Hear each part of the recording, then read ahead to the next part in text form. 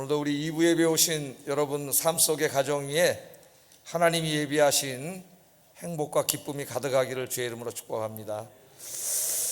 자, 오늘은 팔복 시리즈 마지막 설교입니다. 예수님께서 이런 사람은 복이 있습니다. 복 있는 사람에 대해서 쭉 가르쳐 주셨는데, 그 8번째 시간으로 오늘은 이제 의를 위하여 박해를 받는 자예요. 의를 위하여 박해를 받는 자. 그래서 제목이 의를 위하여 박해를 받는 자는 복이 있습니다. 예수님 말씀 그대로 제목을 정해봤습니다. 자, 오늘 이제 말씀의 핵심은 의를 위하여 박해를 받는 사람이죠. 예? 의를 위하여 박해를 받는 사람, 그 사람이 복이 있다. 그럼 여기서 의란 무엇인가? 이게 중요하겠고, 또 의를 위하여 사는 사람이 왜 박해를 받는가? 그 말씀도 알아야 되겠죠. 그리고 하나님이 주시는 상은 뭔가, 이걸 알아야 이제 오늘 전체 말씀의 의미를 알 수가 있겠어요. 그래서 한번 이런 것을 중심으로 한번 말씀을 묵상해 보겠습니다. 자, 예수님 말씀하시기를 이제 이런 사람은 복이 있습니다, 이런 사람은 복이 있습니다. 이제 7가지 복 있는 사람을 말씀하셨어요. 이제 8번째는 의를 위하여 박해를 받는 자는 복이 있다, 그렇게 말씀했습니다. 자, 의를 위하여 박해를 받는 사람은 누굴까요? 우리 6절에 보면은 의에 줄이고 목마른 사람은 복이 있다. 이미 예수님 이렇게 말씀하셨죠. 의에 줄이고 목마른 사람. 그래서 이 배고픈 사람이 음식을 갈망하고, 또 갈증이 나는 사람은 물을 갈망하는 것처럼 그리스도인들은 의를 갈망해야 된다. 의를 배고파해야 된다. 그 의는 거기서 이제 도덕적인 의라 그렇게 말씀을 드렸죠. 우리 그리스도인들이 이제 그 도덕, 그것이 뭐 경제든 뭐 사회든 정치든 우리 삶의 모든 분야에 있어서 도덕적으로 선하고 이롭게 살아야 됩니다. 그렇게 사는 사람이 복 있는 사람이고, 하나님 그런 사람에게 복을 주십니다. 이런 이제 말씀을 증거했는데, 오늘 말씀에 보면 의가 또 나오잖아요. 의가, 거기도 의가 나오고, 거기는 의에 줄이고 목마른 자고, 여기는 의를 위하여 박해를 받는 자예요. 그래서 어떤 차이가 있을까요? 이것을 구별하기 위해서 예수님께서는 이 10절의 의가 무엇인가를 부연 설명해 주셨습니다. 다시 한번 말씀하셨어요. 다른 것들은 다 한 절씩 나오는데, 그래서 이제 여기 3절이 되어 있습니다. 11절. 그럼 의를 위하여 박해를 받는 자가 어떤 사람인가? 한번 읽어보겠습니다. 시작. 거짓으로 너희를 거슬러 모든 악한 말을 할 때에는 너희에게 복이 있나니. 다시 설명을 해주셨는데, 여기 말하면 의를 뭐로 대신했어요? 나로 바꿨죠? 나는 누구예요?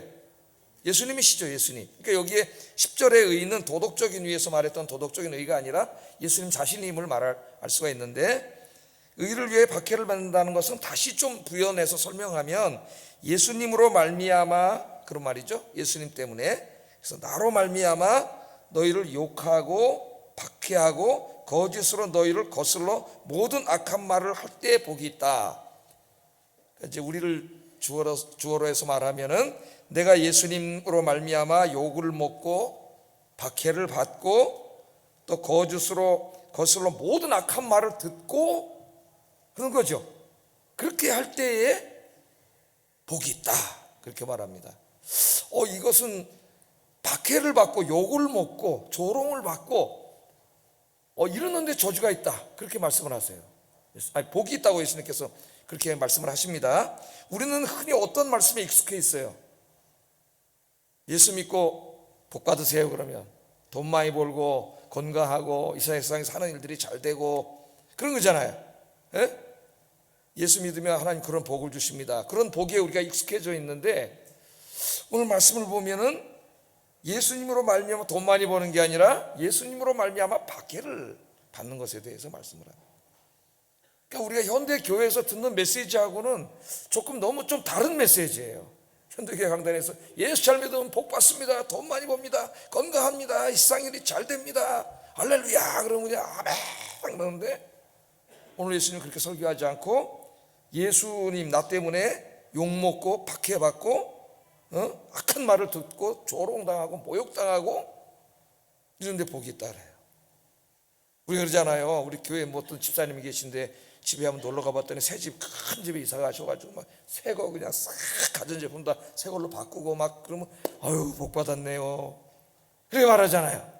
물론 그것도 이제 하나님이 복을 주셔서 그럴 수가 있는데, 근데 어떤 분이 이제 예수님 믿고 그 신앙의 가치를 지키는 것 때문에 주변에 있는 믿지 않는 사람들한테 욕을 먹고 저주를 받고 막 박해를 받고 그러면 아우 예수님처럼 복 받으셨네요. 그렇게 말하는 데는 익숙하지 않아요. 그걸 말할 수 있겠어요? 우리는 그런 데 익숙하지가 않아요. 자꾸 뭐가 세상적인 잘 돼야 복이라고 생각하는데, 우리 예수님은 그런 일을 당하는 사람이 복이 있다 그렇게 말합니다. 천국이 그들의 것이고 하나님이 큰 상을 주실 것이다, 그렇게 약속을 해요. 그러니까 고난을 당하는 자체, 그 고난이 복이라는 게 아니라 그 주님을 위해서 고난을 당하는 사람들에게 주시는 하나님의 상이 복인 것이죠. 그래서 복된 사람들이 되는 거예요. 자, 예수님께서는 그 예수님을 우리들을 구원하시기 위해서 편안하게 하늘 위에 앉아서 내가 너희를 구원하노라 그렇게 해서 구원하신 게 아니에요. 그렇게 하실 수 없어요. 왜냐하면 우리 하나님은 사랑의 하나님이면서 공의의 하나님이시기 때문에 그 인간이 지은 수많은 죄를 그냥 간과하시고 지나갈 수 없습니다. 여러분, 어떤 판사가 나는 참 사랑이 많은 사람이야, 그래서 막 여기 살인범이니 뭔가 사람이 다 무죄, 그럼 그 판사는 사랑이 많은 사람이 아니라 불의한 판사예요. 당장 그 자리에 쫓아내요. 우리 하나님은 공의의 하나님이시기도 하셔요.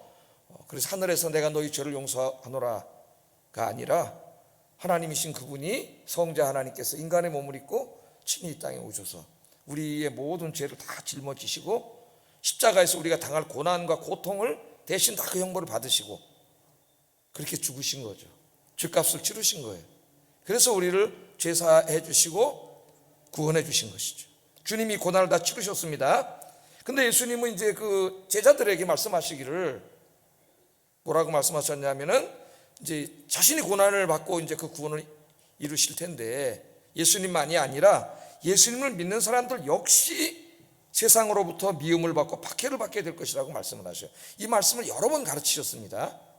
그러니까 우리의 생각하고는 현대 교회 강단에서 선포되는 것하고는 상당히 낯선 말씀이에요. 마태복음 10장 22절 읽어보겠습니다. 시작. 끝까지 견디는 자는 구원을 얻으리라. 또 마태복음 24장 9절 읽어보겠습니다. 시작.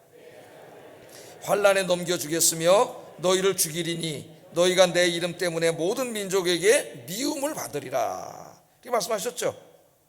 자, 예수님 뭐라 그러셨어요? 그리스도인들이 예수님을 믿는 믿음 때문에 사람들에게 미움을 받고 핍박을 받고 심지어는 죽는다 그랬어요. 그리고 이러한 고통 속에서도, 이러한 어려움 속에서도 믿음을 포기하지 않고 끝까지 믿음을 지킨 사람들에게 천국을 주신다 그랬어요. 또 하나님이 상을 주신다, 그렇게 말씀을 하셨습니다. 그 마태복음이 쓰여질 때를 우리가 한번 좀 생각을 해보면, 이 기독교가 굉장히 박해를 받던 그런 시절이었습니다. 그런데 그러한 박해 가운데서도 많은 신실한 성도들이 믿음을 지키고 끝까지 하나님만을 예배드리고 그렇게 하나님께 영광을 돌렸어요. 그러니까 그 사람들의 입장에서 한번 생각해 보세요, 여러분. 이 말씀이 얼마나 위로가 됐을까요? 우리는 지금 자유민주주의 사회 안에서 편안하게 그냥 맘만 먹으면 내가 매일 교회 와서 예배드리고 기도할 수 있습니다. 누구도 뭐라 그러지 않아요. 그런데 그 예수님께 예배드린 그 자체가 고난일 때, 내가 그리스도인이 된다는 자체가 고난일 때, 그래서 그때 이 고난 속에서도 믿음을 지키고 있는 사람들, 때로는 막 욕먹고 저주를 당하고 끌려가기도 하고 막 그러면서 믿음을 지키고 있는 사람들에게 우리 예수님께서 너희들이 복이 있다 하시는 이 말씀이 얼마나 위로가 되겠어요. 바로 여러분들에게 하나님이 천국을 주시고 여러분들에게 상을 주실 것입니다. 큰 위로가 되셨을 거예요, 이 말씀이. 이 당시에 이제 이 믿음을 지킨 사람들에 대해서 히브리서 저자는 11장 35절 38절에 이렇게 자세하게 이야기해요. 한번 읽어보겠습니다. 시작. 구차에 물러나기를 원하지 아니하였으며 또 어떤 이들은 조롱과 채찍질 뿐 아니라 결박과 옥에 갇히는 시련도 받았으며 돌로 치는 것과 톱으로 켜는 것과 시험과 칼로 죽임을 당하고 양과 염소의 가죽을 입고 유리하여 궁핍과 환난과 학대를 받았으니 이런 사람은 세상이 감당하지 못하느니라. 이 사람들은 무슨 예수 믿으면 복 많이 받는데요, 돈 많이 번대요, 건강해진대요, 세상 일이 잘 된대요, 성공한대요, 이렇기 때문에 예수 믿은 사람이 아니에요. 왜냐하면 이 시대에는 예수 믿는 자체가 그냥 고난이에요. 있는 것도 뺏기는 거예요. 가진 것도 다 없어지는 거예요. 그런데 이 사람들이 여기서 믿음을 지켰어요. 감옥에 가면서까지, 순교하면서까지 믿음을 지켰어요. 왜 믿음을 지켰을까요? 예수 그리스도가 진리이기 때문이에요. 진리이기 때문에. 오늘 예수님의 이 약속의 이 말씀은 당시에 이런 신실한 성도들에게 대한 위로의 말씀이면서 또 그 시대에 국한된 게 아니라 앞으로 주님이 오실 때까지 인간의 역사는 계속될 텐데 모든 시대의 그리스도인들에게 하신 위로와 약속의 말씀입니다. 약속의 말씀. 그것은 앞으로 교회와 그리스도인들이 신앙생활이 그렇게 녹록하진 않을 거다 하는 것을 말씀하고 있어요. 자, 우리 기독교 역사를 한번 잠깐 보겠습니다. 한 2000년 기독교 역사가 있는데 예수님 때부터 지금까지 기독교 역사는 뭐 모든 시대가 다 그러지는 않았지만은 박해와 순교의 역사라고 할 수가 있겠어요. 기독교 2000년 동안 수많은 성도들이 예수님으로 인하여 오늘 예수님 말씀하신 것처럼 예수 믿는다는 그 하나의 이유 때문에 엄청나게 박해를 받았습니다. 특별히 이제 1세기부터 한 4세기 초반까지 한번 생각해 보세요. 로마의 콘스탄티누스 황제가 기독교를 믿는, 예수님을 믿는 기독교의 자유를, 종교의 자유를 허락했던 4세기 초반까지 300년 동안 기독교가 엄청나게 박해를 받았죠. 많은 사람들이 순교했습니다. 또 뭐 끌려가서 감옥에 가고 고문을 당하고, 그러면서도 그때 믿음을, 물론 배교한 사람도 엄청나게 많았어요. 믿음이 없는 사람들은 다 배교 많이 했고 신실한 성도들은 끝까지 믿음을 지켰죠. 오늘 예수님은 배교한 사람들을 얘기하잖아요. 끝까지 믿음을 지킨 사람들이 복이 있다는 거죠. 믿음을 지킨 사람.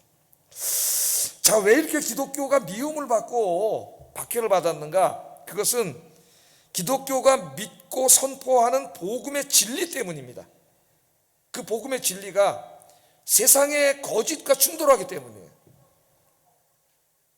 우리 복음의 진리, 혹은 성경 66권이 가르치는 복음의 진리를 크게 우리가 4가지 범주로 얘기할 수가 있겠어요.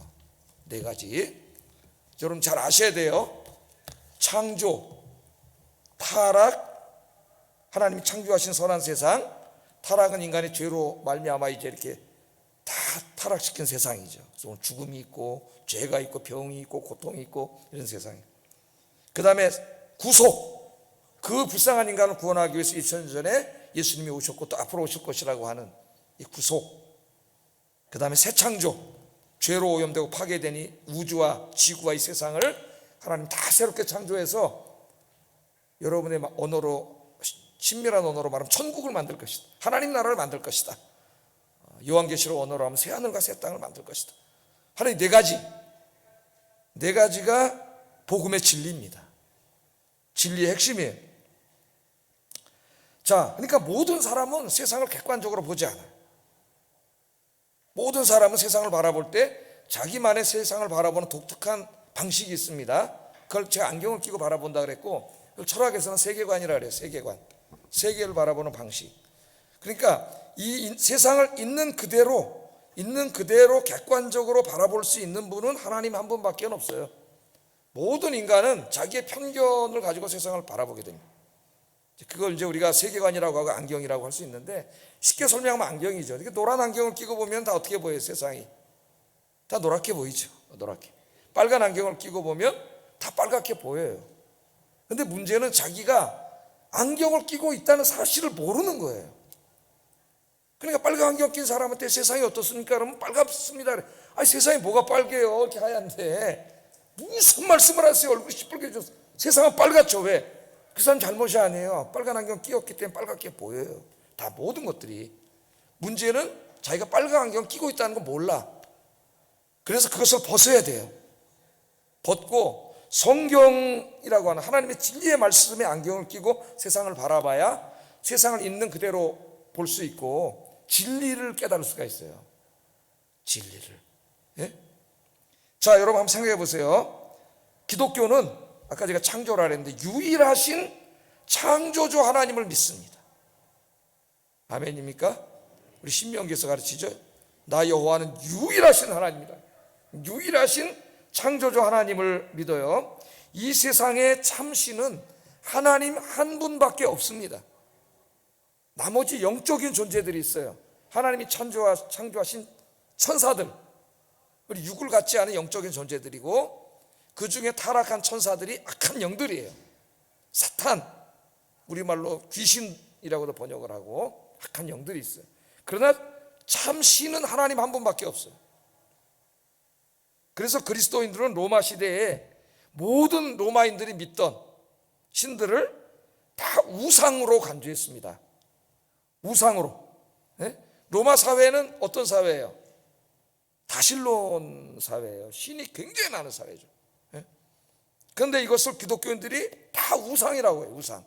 그래서 여러분 사도행전에 보면 이제 바울이 에베소서 가서 선교를 하잖아요. 근데 에베소는 그 당시에 이제 아데미라고 하는 여신상을 섬기는 곳이고, 관광객들이 엄청나게 많이 와요. 큰 아데미 신상이 있고, 거기서 이제 그거 미니어처들을 만들어 가지고 그걸 파는 거예요. 이렇게 팔면 이제 그걸 가져가면 그게 수호신이고 자기를 지켜준다 생각해서 그 에베소로 오는 사람들이 엄청나게 해서 그걸 다 사갔습니다. 그 돈을 엄청나게 많이 벌었어요. 그런데 사도 바울이 와서 설교하기를 그것들은 다 인간이 만들어 놓은 돌덩어리에 불과합니다. 우상에 불과합니다. 그렇게 설교하니까 에베소 사회가 뒤집혀 버린 거죠. 예? 이 정치, 사회, 경제, 문화가 다 뒤집혀 버렸어요. 그래서 그 우상 팔아먹고 살던 사람이 뭐라 그랬어요? 저자가 와서 아데미 여신상을 우상이라 함으로 우리의 직업을 굉장히 천박한 직업으로 만들었다 그러잖아요. 예? 그래서 막 박해를 하고 죽이라 그러지 않았습니까? 다윗을 다 우상으로 간주했어요. 근데 당시 사회는 이처럼 다실론 사회였는데, 그 로마의 만신전에 가면은 이제 그 로마 역사나 혹은 좀 로마 이야기 역사를 좀 소프트하게 읽으려면 시오노 나라미의 로마인 이야기 같은 거를 읽어보면은 되는데, 그걸 읽으면 좀 재밌어요. 역사가. 그 로마 신전, 만신전에 가면 신들이 수만의 신들이 있어요. 로마인들이 섬기는 신들이. 근데 로마인들은 어떻게 생각했냐면은 로마가 앞으로 계속 로마 제국이 번영하고 발전하고 안전하기 위해서는 저 수만의 신들과 조화를 이루면서 살아야 된다고 생각을 했습니다. 그러니까 신들을 불쾌하게 하면은 신들이 좌양을 내려가지고 로마가 망한다고 생각을 했어요. 그래서 그 수많은 신들을 다 섬겼죠. 그런데 그리스도인들이 뭘 하느냐면은 그것들은 인간이 손으로 만들어 놓은 돌덩어리고 금속덩어리, 나무 조각에 불과합니다. 그것들은 우상입니다. 신이 아닙니다. 아무것도 아닙니다. 오직 여호와 하나님 주 예수 그리스도만이 참 신입니다. 할렐루야. 그분이 창조주입니다. 그렇게 가서 복음을 전한 거예요. 그랬더니 이 로마인들이 기독교인들을 로마 제국에 대한 위협 세력으로, 사회 붕괴 세력으로 봤습니다. 신들이 노하잖아요. 자기들이 신들이. 예? 그래가지고 이제 무지막지한 핍박을 하기 시작했고요. 특별히 로마인들은 이제 로마 제국이 엄청나게 방대하잖아요. 그 뭐 터키도 있고 지금 말 그리스도 있고 뭐 그 안에 나라들도 많고 민족도 많고 언어도 다 다르고, 예? 물론 이제 공용어는 헬라였지만은 이런 가운데 이 방대한 제국을 만들어 놨는데 그 당시에 그걸 로마에 앉아가지고 이걸 다 통치하기가 쉽지가 않아요. 그래서 어떤 그 모든 로마 제국의 신민들을 하나로 묶을 수 있는 구심점이 필요했어요. 구심점이. 근데 그게 인간 정치인으로서는 안 되는 거예요. 왜? 저건 로마 놈이고 말도 틀리고 우리가 저걸 왜 충성을 다해야 돼? 그렇기 때문에 이들이 한 게 뭐냐면 그 로마의 황제를 하나의 정치인이 아니라 신으로 신격화한 거죠. 지금 우리나라의 안타깝게도 정치판에 지금 그런 비슷한 일이 벌어지고 있어요. 예. 신격화한 거예요. 신이야. 그래서 모든 로마인들로부터 이 황제를 신이라고 인정을 했어요. 주님, 주라고. 주님이요, 신이요. 거기 가서 예배하도록 강요를 했죠. 근데 다른 나라 사람들은 아무 문제가 되지 않습니다. 왜냐하면 그들은 어차피 신이 수만을 믿고 있어요. 신들을. 거기다가 뭐 로마 황제 하나 더 신으로 인정해 준다고 뭐 그까지 그거 아무것도 아니에요. 그러나 오직 유일하신 하나님, 여호와 하나님, 주 예수 그리스도만을 참신으로 믿고 있는 그리스도인들에게는 큰 문제가 되는 거예요. 절대로 거기 가서 예배당을 섬길 수 없는 거예요. 그래서 박해가 시작됩니다. 근데 이제 로마의 속주, 뭐 지금 터키, 그리스, 뭐 그쪽이나 알바니아, 뭐 이런 수많은 나라들 속주들이 황제한테 이제 알랑거려. 잘 보여야 이제 권력을 계속 유지할 거 아니에요. 잘 보이느라고 한 짓이 뭐냐면 자기가 있는 곳에다가 앞다투어서 충성 경쟁심을 벌였는데, 그게 황제를 모시는 신전을 진 거예요. 너나 할 것 없이. 그리고 강요해서 막 갔다가 이제 막 예배시키고, 안 그러면 이제 막 감옥에 가고 고문당하고 죽이는 거죠. 요한계시록에 이제 그 내용이 상징적인 언어로 나와 있는데, 특히 요한계시록의 7교회가 지금 터키에 있는 교회죠. 터키에 있는 소아시아 7교회들 무자비한 박해가 있었습니다. 그래서 1세기부터 3세기까지 로마 제국 안에서 기독교를 믿는다, 예수님을 믿는다는 것은 그거는 곧 고난을 의미했어요. 고난을.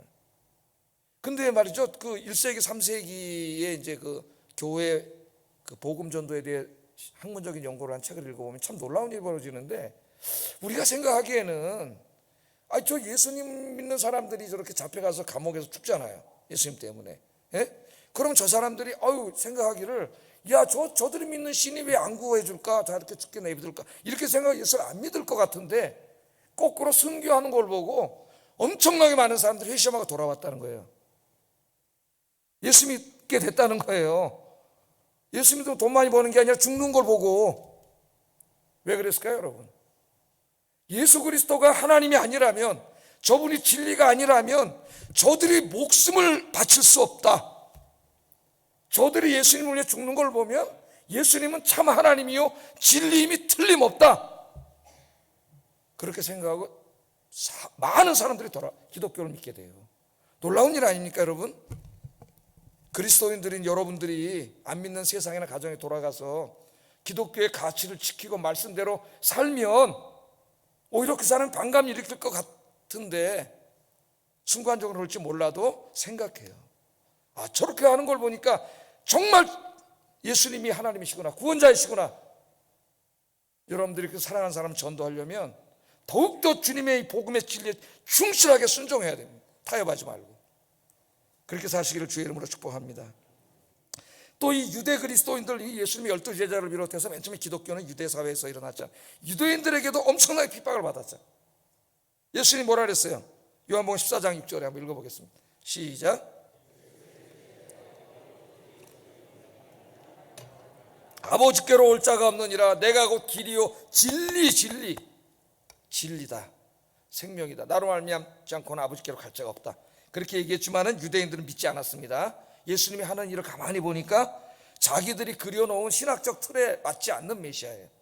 자기들이 그려놓은 신학적 틀은 와서 군대를 모집하고, 그래서 이 군사주의관이 돼가지고 자기들 식민통치한 로마와 이 전쟁을 벌여야 되는데, 예수님 보니까 가서 가난한 사람, 소외된 사람, 병든 사람 댕기면서 치유와 이런 일밖에 안 해요. 그러니까 자기들이 그려놓은 틀에 맞지 않아서 너는 메시아가 아니다 그런 거예요. 우리 신앙인들이 잘못하면은 잘못된 저 신앙의 틀을 하나 그려놓고 거기에 맞지 않으면 다 배격해요. 말씀도 안 듣고. 그러면 안 되겠죠. 그래서 이 박해를 많이 받았어요. 그래서 결국은 예수님 십자가에 못 박아 죽였잖아요. 그들이. 이처럼 초창기의 그리스도인들은 유일하신 여호와 하나님만이 참 신이고 예수님만이 참 구원자라는 것을 믿는 믿음 때문에 미움을 받고 고통을 받았어요. 오늘 1차적으로 예수님은 그분들에게 위로하시는 거예요. 너희들이 이렇게 고난을 받고 있지만 너희들이 복된 자다. 너희들이 복된 자다. 왜? 천국이 너희 것이고 하나님의 상이 크다. 그러니까 여러분 큰 위로가 됐겠죠.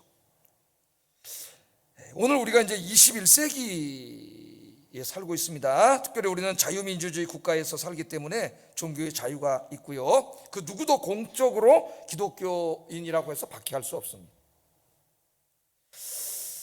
그런데 오늘 이제 예수님의 말씀을 가만히 보면은 이 박해 중에 상당 부분이 인간의 언어를 통해서 일어남을 알 수 있어요. 그죠? 욕설, 거짓으로 거스르는 말, 악한 말, 이런 걸로 핍박하고 공격을 한다 그랬잖아요. 그러니까 인간의 언어를 통한 이제 기독교에 대한 그 비판이죠. 예를 들어서 지난번 코로나 때 신천지 때문에 이제 발생이 돼가지고 공동체 안에 마치 무슨 예배를 드리는 교회 안에 무슨 이 전염병 온상인 것처럼 이 언론, 사회, 정치, 정부까지 다 나서가지고 이 교회를 박해한 것을 생생하게 기억하고 있습니다. 지금 우리가 교회 안에 경찰, 제복을 입은 경찰과 공무원을 보내서 예배를 감시하고 도저히 자유민주주의 사회에서 있을 수 없는 짓을 했죠. 이전 정부가 하나 교회와 협의도 하지 아니하고. 그런 안타까운 일들이 우리 안에서 벌어졌어요. 잠깐 우리가 그런 것을 체험을 했습니다. 자, 그러면서 얼마나 많은 욕설과 비난과 조롱과 그런 퍼부었잖아요. 인터넷과 이 신문이나 이런 데서 교회에 대해서. 이제 그런 비슷한 일들이 이 자유민주주의 사회에서는 이제 앞으로 계속 있을 거예요. 자, 한번 우리가 생각을 해봅시다. 우리 21세기에 세상과 대립되는 기독교의 진리. 21세기 세상은 우주와 생명이 우연히 생겨났다 그래요. 우연히 생겨났다고. 물질은 영원하다. 그래서 학교에서 아이들에게 빅뱅과 진화를 진리로 가르칩니다. 빅뱅과 과학적 진리. 과학적 진리 그러면 그냥 진리로 받아들여요. 사람들이. 그럼 진짜 이 우주는 130억 년, 130억 년입니다, 여러분. 전에 어떤 조그만 고밀도 덩어리가 하나 있었는데 그게 폭발해가지고 이 우주가 생겼나요? 진리입니까? 지금 진리라고 학교에서 가르치고 있어요. 60억 년 정도 전에 무슨 이제 단세포 생물이 하나 생겨가지고 그게 60억 년 동안 진화가 돼서 이렇게 오늘날 인간이 생겨났나요? 여러분, 인간이 언어를 사용해서 우리 역사를 기록하고 문명이 기록이 있는 것은 5,000년밖에 되지 않는다는 거 아셔야 돼요. 5,000년. 여러분, 이 최근에 이 코스모 사피엔스라고 하는 이 방대한 책이 나왔습니다. 신학자가 쓴 게 아니라 과학자가 쓴 책이에요. 예수 믿는 사람인지 아닌지는 몰라요. 그런 긴 얘기 없어요. 그냥 과학자로서 객관적인 증거, 즉 오늘날 학교나 대학이나 에서 가르치는 과학자들이 말하는 우주의 기원과 생명의 기원에 대한 과학의 설명이 진짜 진리인가, 이걸 파헤친 책이에요. 과학자가 그냥 과학적인 관점에서. 그래서 그들이 주장한 것 중에 일부는 확인된 것들도 있지만 상당수는 아직까지 확인되지 않은 추정에 불과하다. 추정에 불과하다. 그래서 빅뱅과 진화는 우주의 기원과 인간의 생명을 설명하는 확고한 진리가 아님을 이야기하고 있습니다. 과학자가 솔직하게 그런 주장하는 과학자들이 굉장히 많아요. 그래서 이 책의 제일 마지막 책부터가 1000페이지 정도 되는 책인데요. 뭐 여러분 사서 궁금하신 분 한번 사서 읽어봐도 참 좋죠. 예? 과학의 한계예요. 과학의 한계. 과학이 그걸 설명할 수 없어요. 이미 우주의 기원과 생명의 기원에 관한 문제는 과학의 문제가 아니라 철학의 문제, 신학의 문제, 그건 넘어가는 문제예요. 관찰한 게 아니잖아요. 예? 과학의 가장 중요한 학문적인 방법은 관찰인데 언제 130억 년 전에 뭘 관찰했어요? 예? 우연히 생겨났다고요? 우연히? 제가 늘 말하지 않습니까? 여러분, 컵이 이렇게 하나 있는데 목사님 컵 멋있는데 도자기가 그거 어디서 나셨어요? 이거 우연히 생겨났는데 합리적입니까? 그럼 여러분 뭐라 그랬어요? 야, 우리 목사님이 지난번에 한번 좀 번아웃 오시더니 이상해지셨네? 그럴까? 예? 이거 만든 사람이 이 도자기가 있다는 것은 뭘 반증하는, 뭘 보여주고 있는 겁니까 지금? 이걸 설계하고 디자인해서 만든 사람이 있다는 것을 말 안 해도 보여주는 거죠. 이까지 간단한 저 도자기 하나도 그런데 이 정교한 우주와 생물과 인간의 생명, 인간을 보세요. 인간 조금만 기분 나쁘면 갑자기 나도 모르게 얼굴이 확 일그러졌다. 조금 좋으면 또 싹 웃었다가 막 안에서 감정이 막 하루에도 12번씩 요동. 이 정교한 인간 어떻게 이게 우연히 만들어집니까 여러분? 예? 100번 양보해서 빅뱅이 있었다고, 태초에 빅뱅이 있었다고 생각해 보세요. 그럼 그 빅뱅이 시작됐던 그 고밀도 덩어리는 어디서 나왔어요? 그렇게 물어보니까 그거는 설명 못하는 것이 또 우연히 생겼대, 우연히. 그러면서 물질은 영원합니다 이런 얘기를 하고 있어요. 그게 무슨 과학이에요? 이미 그건 이미 철학이에요. 신학이고. 그러니까 학교에서 진화론을 일방적으로 가르치면 안 된다는 거예요. 미국에 지금 많은 교회들이 그 1, 2학년 그 정도까지 학교를 만들어 가지고 백화북이라는 걸 만들어서 창조론을 가르쳐요. 과학을. 확고한 진리가 아니라고 과학자들이 이야기하고 있잖아요. 확고한 진리가 아니에요. 그냥 무한정한 추론이에요, 추론. 그런데 이걸 진리라고 합니다. 성경책을 딱 열면 제일 먼저 뭐가 있어요? 태초에 빅뱅이 있었느니라가 아니라 태초에 하나님이 천지를 창조하셨느니라. 첫째 날, 둘째 날, 셋째 날, 넷째 날, 다섯째 날, 여섯째 날 하나님 창조하셨다는 게 딱 창조론이다. 여기서부터 기독교는, 교회는 세상과 엄청난 충돌이 시작됩니다. 기독교인들이 정말 나가서 주장하기 시작하면은, 학교에서부터 주장하기 시작하면 대충돌이 일어나요. 대충돌이. 안 하니까 지금 별 문제가 아니에요. 여기서부터 큰 충돌이 일어나고 기독교인들이 이야기하기 시작하면 온갖 조롱과 박해와 모욕이 올 거예요. 또 세상은 모든 종교에 구원이 있다고 주장하는 종교다원주의를 주장합니다. 기독교는 구원에 이르는 유일한 길은 예수님 뿐이라고 말합니다. 그래서 그들이 교회를 독선가들이야. 예? 독선주의자들이라. 니네만 진리냐? 예? 모든 종교에 다 구원이 있다. 이게 얼마나 좋냐, 이 톨레랑스가, 이 관용이. 근데 기독교인들은 예수 그리스도만 진리라 그래요. 구원에 이르는 유일한 길, only way to God, 하나님께 이르는 유일한 길이다. 진리이기 때문에 할 수가 없습니다. 진리이기 때문에. 공산주의자들과 같은 유물론자들은 신이 없다고 주장하면서 기독교를 박해하고 있어요. 이슬람 교도들은 알라만이 참신이고 마호메트만이 참 선지자로 주장하면서 기독교를 엄청나게 박해합니다. 내가 왜 이 두 집단을 말했냐면 지금 대부분의 기독교 박해가 여기서 일어나고 있기 때문이에요. 그러니까 우리가 북한 동포들을 위해서 기도해야 되고, 기독교인들이 저 북한의 사악한 저 어둠의 권세자인 공산주의자들이 무너지도록 기도를 해야 돼요. 멸망하도록. 좀 이따 또 한번 제가 말씀드릴게요. 또한 도덕적인 면에서도 세상은 동성애를 지지하고 낙태를 지지합니다. 그러나 기독교는 동성애를, 남자와 여자를 창조하신 하나님의 창조 질서를 깨트리는 죄로 낙태를 영화 사례로 간주하고 있습니다. 여기에 지금 최고 충돌이 일어나고 있죠. 최고 충돌이. 예? 세상은 인간의 무한한 발전과 번영을 주장하지만 기독교는 죄로 물든 인간의 역사는 하나님의 심판을 받을 것이고 하나님께서 새 하늘과 새 땅을 창조하실 것이라고 주장합니다. 이 세상의 메인 사상과 메인 이데올로기와 기독교의 진리는 다 충돌해요. 특히 21세기는 포스트 모더니즘 시대입니다. 포스트 모더니즘의 미덕은 다원주의예요. 다원주의. 아까 내가 톨레랑스라 그랬잖아요. 영어로는 톨러런스, 불어로는 톨레랑스. 관용. 예? 모두가 서로의 다름을 인정하고 조화를 이루어 사는 것이 미덕입니다. 물론 이건 조화를 이루어 사는 것은 성경의 가르침이에요. 그러나 진리의 문제에 이를 때는 그럴 수가 없어요. 비진리와 진리가 조화를 이루어 산다고? 어느 하나는 거짓인데 진리의 문제에 이를 때는 그럴 수가 없습니다. 우리는 구원에 이르는 유일한 길은 오직 예수 그리스도뿐이라고 이야기합니다. 그러나 우리가 그들을 조롱하거나 모욕하지 않아요. 박해하지 않아요. 기독교 국가에서는 다 이슬람교도 있고 불교도 있고 아무도 뭐라 그러지 않습니다. 존중해 줍니다. 그러나 진리는 아니다. 전도해야 되는 거죠. 우리는 전도를 통해서 그들을 변화시키는 거죠. 우리는 여기서 기독교의 핵심 진리, 성경의 핵심 진리인 창조, 타락, 구속, 새창조라는 기독교의 핵심 가치, 복음의 진리가 예수님 시대만이 아니라 인간의 역사 속에서 지금에 이르기까지 앞으로도 계속해서 세상의 주류 이데올로기 사상과 계속 대립하고 충돌할 것이라는 걸 알 수가 있습니다. 이제 우리가 교회 다니면서 기독교인이 됐다고 하는 것을 우리가 깊이 생각해야 돼요, 여러분.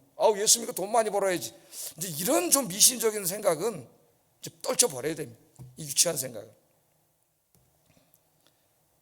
우리가 이렇기 때문에 기독교는 지금 이 시간에도 공산권이나 이슬람권, 힌두교권에서 물리적인 핍박을 받고 있고, 이 자유민주주의 사회에서는 언어를 통해서 엄청난 조롱과 모욕과 욕설과 악한 말을 듣고 있습니다. 중요한 것은요, 이 사회를 구성하고 있는 주류 사상이 뭔가가 아니에요. 그걸 따라다니면 안 돼. 중요한 건 뭐냐? 뭐가 진리냐 하는 거예요. 뭐가 진리냐? 예수 그리스도가 진리냐? 세상이 진리냐? 이게 중요합니다, 여러분. 자, 예를 들어서 갈릴레오라는 사람을 한번 생각해 보세요. 그는 당시 로마 교황청을 비롯해서 당시 사회의 대부분의 과학자들과 사람들이 믿고 있었던 천동설, 그걸 믿었잖아요. 그럴 때 지동설을 주장했죠. 그러다가 로마 특별히 교황청으로부터 엄청나게 박해를 받았어요. 왜 이렇게 로마 교황청이 박해를 했을까요, 여러분? 로마 교황이 얼마나 교만했냐면은 그들은 천동설을 믿었어요, 지동설을 믿었어요? 천동설을 믿었죠. 지구가 우주의 중심이라고 생각을 했어요. 그럼 태양이고 뭐고 다 돌아, 이걸. 그럼 지구의 가운데 누가 있어요? 교황청이 있다고 생각을 했어요. 교황청의 가운데 누가 앉아 있어요? 지가 앉아 있잖아. 지가. 그러니까 자기를 중심으로 우주가 도는 거야. 이렇게 인간이 교만해진 거예요. 근데 이 갈릴레오라는 과학자가 나와서 보니까 그게 아니에요. 태양을 중심으로 지구가 도는 거야. 자기를 중심으로 우주가 돌아가야 되는데, 자기가 하나님 다음인데, 예? 아니 자기가 태양을 중심으로 빼빼빼빼빼 돌아다니면 자기는 아무것도 아니잖아요. 원래 하나님 그렇게 창조해 놓으셨는데, 예? 그러니까 이게 교만한 사람은 모든 게 자기 중심으로 돌아가야 된다고 생각을 해요. 교회에서도 그렇고 뭐 어디서도 그렇고 다 자기 중심으로 돌아가고 자기가 대접받아야 돼. 이게 교만하지는 않아요. 그 습성이에요. 큰일 난 거죠, 벌써 의미가. 예? 겸손한 사람은 다 자기가 돌아다니면서 섬기는 거예요. 교회는 다 섬기고 봉사하는 거지, 뭘 뚝 앉아갖고 내가 대접을 받겠다고. 이미 교만한 자고 타락한 자예요. 교황같이 된 자예요. 교황같이 된 자. 그래서 갈릴레오를 핍박을 했죠. 다른 과학자들도 다 핍박했는데 오늘날 이 갈릴레오를 독선적이라고 비난하지 않습니다. 왜? 그의 주장이 진리이기 때문이에요. 진리이기 때문에. 진리를 말하는데 독선이라고 얘기하지는 않아요.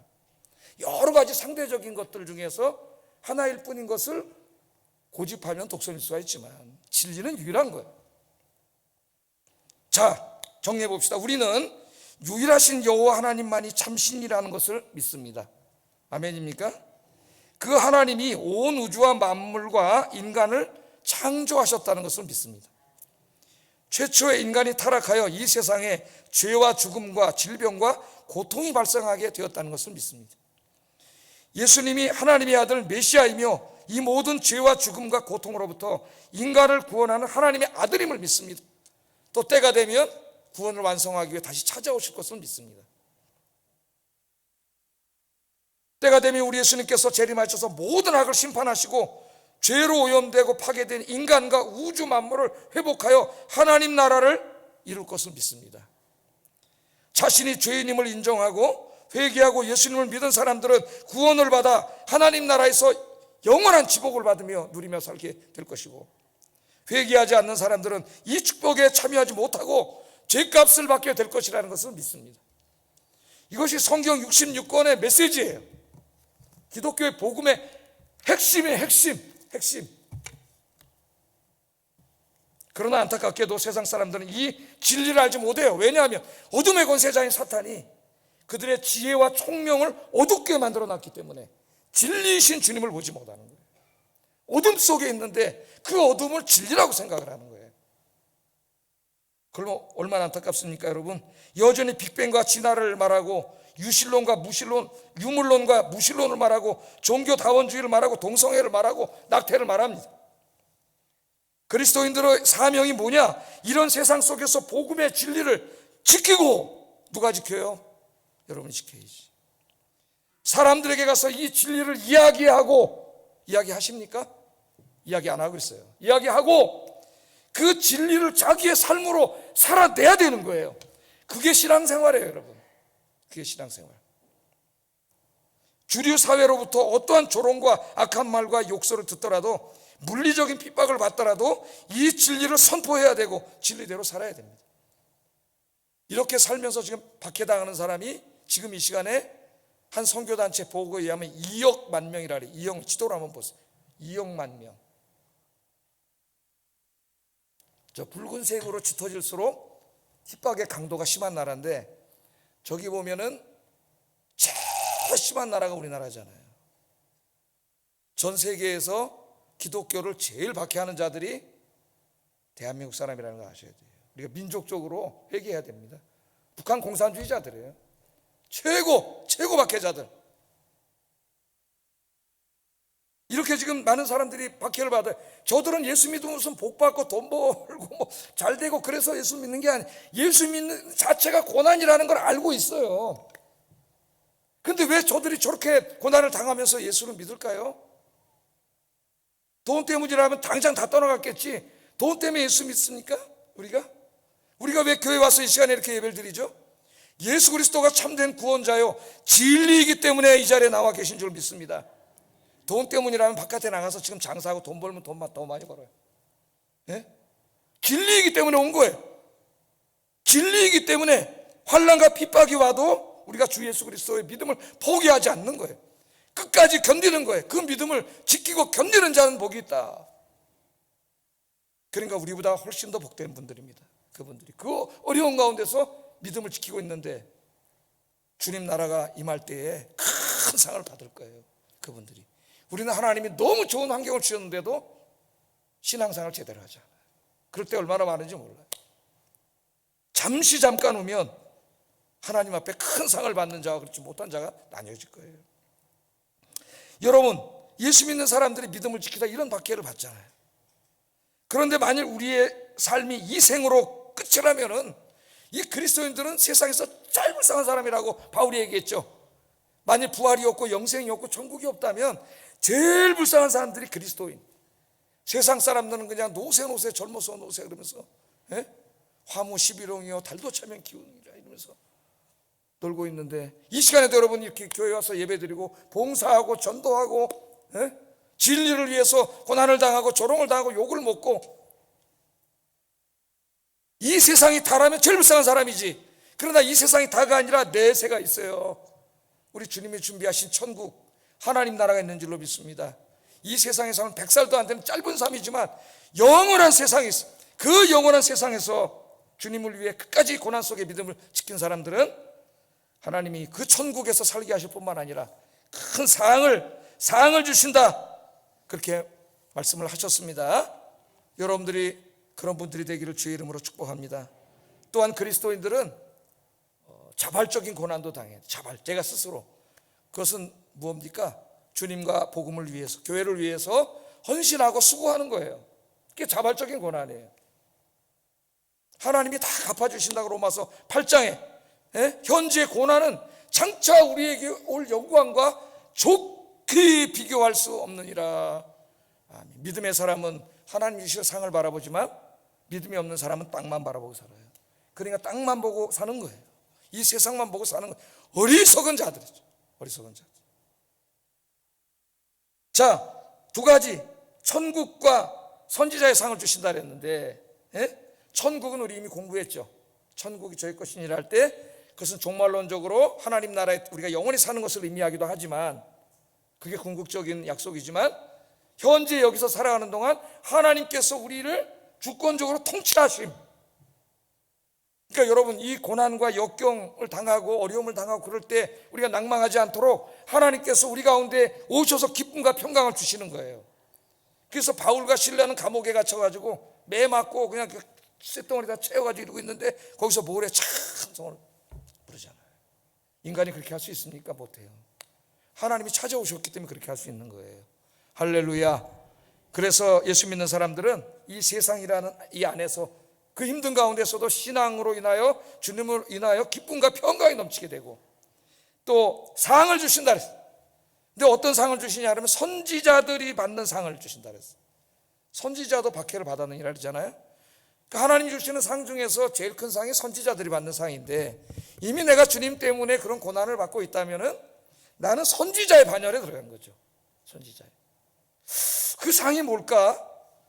성경에는 구체적으로 말씀하지는 않았습니다. 그 상이 뭔지. 어떤 신학자들은 상급 이론을 부인하는 사람, 반대하는 사람이 있어요. 그러나 성경에는 상급에 대한 비유가 너무 많이 나오기 때문에 그걸 다 부인할 수 없어요. 자, 여러분 생각해 보세요.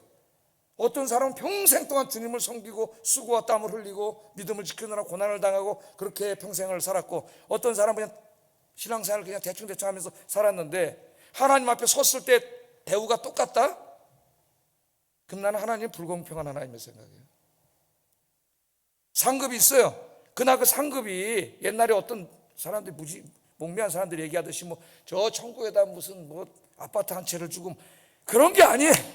그런 게 아니에요.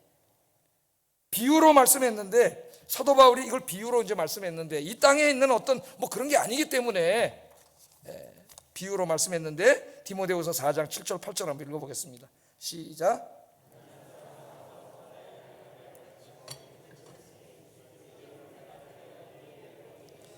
주 곧 들어오신 재판장이 그날에 내게 주실 것이며 내게만 아니라 주의 나타나심을 사모한 모든 자에게 도니라. 아멘.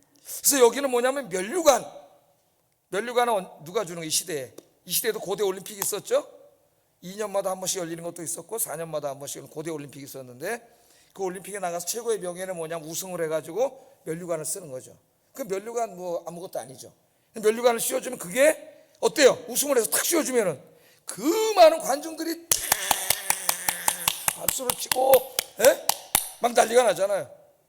우리나라도 옛날에는 막 금메달 따면 퍼레이드 해주면 막 시민들이 나와서 박수 쳐주고 엄청난 영광이죠, 영광.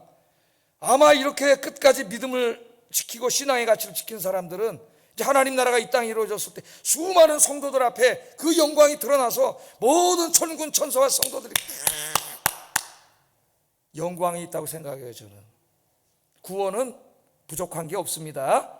구원은 완전한 거예요. 그러니까 구원은 다 받지만 그날 부끄러움 당하는 사람도 있고 이 영광을 받는 사람이 있는데, 우리 함께 성도들이 영광 받는 성도님들 되시기를 주의 이름으로 축복합니다.